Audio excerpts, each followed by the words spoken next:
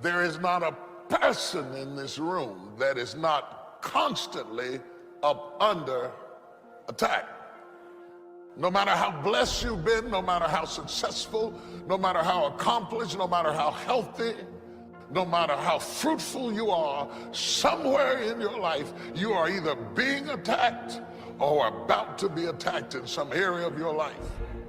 And God says, I'm going to bless you, but you've got to dress for the battle while you receive the blessing. With every blessing, there is a battle. I would venture to say the greater the blessing, the greater the battle.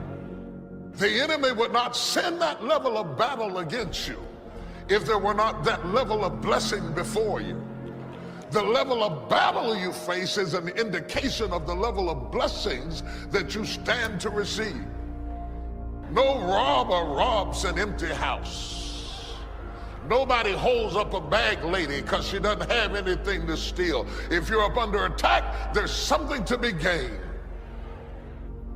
See, you got all dressed up not to run, you got dressed up to stand, not to give place or territory, not to evacuate the turf that's yours.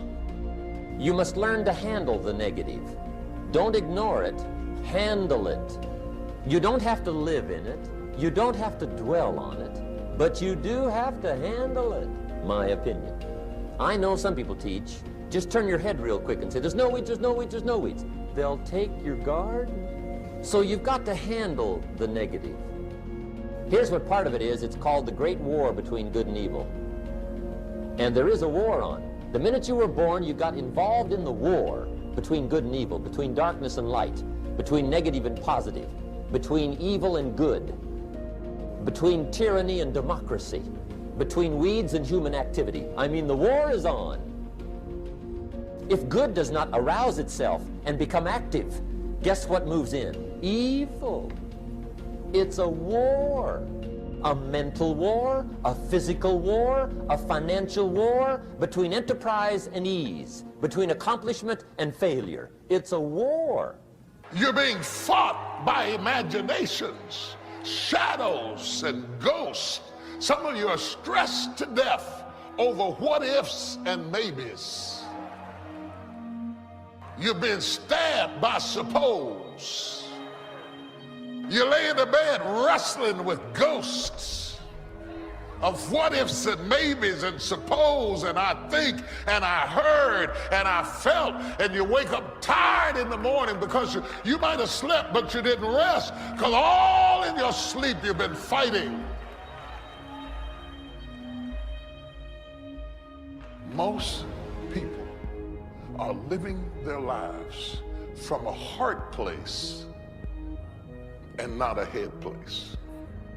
They are so engrossed with what the heart feels that they have not covered what the head thinks. Most people are governed by their emotions.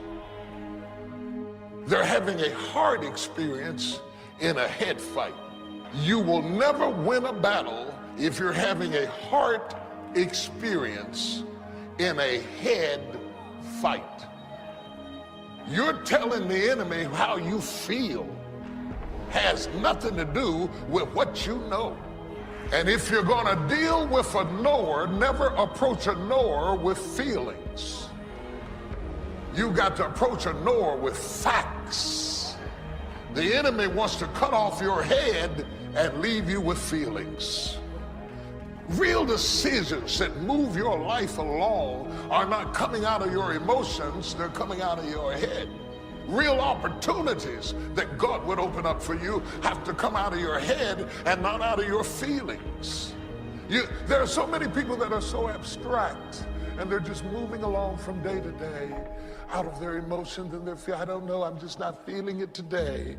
I'm just not feeling it today. Come back on Thursday. I might be feeling on Thursday. I'm not in the mood for this. I can't handle this. And every time you do it, you are canceling out opportunities. A person who does not function out of their head is a person without government. A person who moves totally out of their emotions is exempt from the greater opportunity than life. because you will forfeit what God has given you because of how you feel. Somebody asked me one time, what quality would I pick if I wanted to work with somebody? And you know what I picked first? Number one, strong feeling. Please, number one, give me somebody that feels strong. About most anything, I don't even care. Just so they believe it. Even if they disagree with me. Wonderful. Just so they disagree vigorously. I'm not saying it's easy to win those kind of people to your point of view, but I'd rather do that than to try to resurrect people from the dead. Pump them up every month, pump them up, pump them up. I pass. God did not promise you that your feelings would line up with the facts. How many of us are living a headless life because we have not separated how we feel from what we know? You can't work with people like that. You really can't work with people like that, because if I criticize your work,